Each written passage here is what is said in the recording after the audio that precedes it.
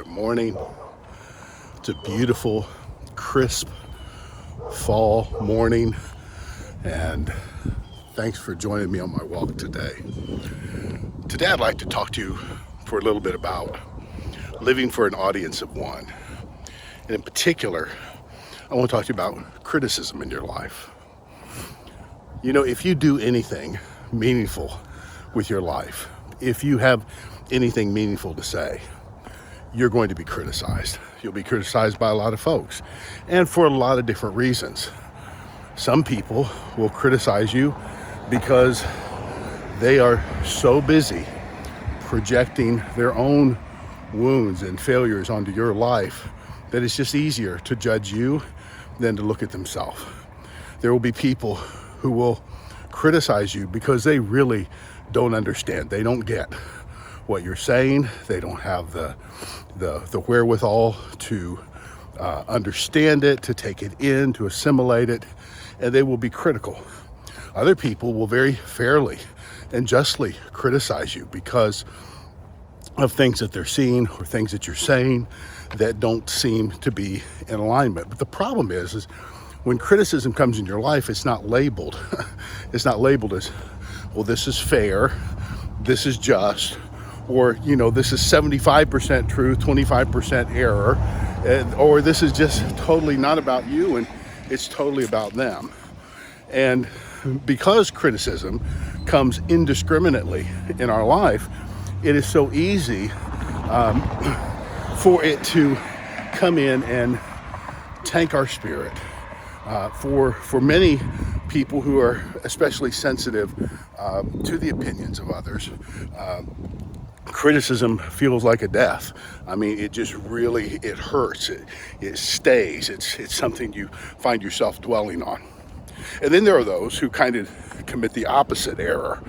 I've seen a lot of pastors like this. I say they develop a Teflon coating, and that is that nothing that is said ever sticks to them. They don't ever measure criticism to see if there's some validity to it, whether that's a kernel or whether that's a lump sum. They don't want to evaluate criticism or believe that they could say or do anything wrong. And to me, that's the most disqualifying sin in leadership, is the inability to hear any criticism. And so the challenge is to keep our hearts tender and tough. Tender and tough because you have to be open to what critics have to say. You want to evaluate that. You don't want to be blind to those kind of things. You don't want to be Teflon coated. That's not a good stance in life. At the same time, you don't want to take in all things indiscriminately as if it were all true.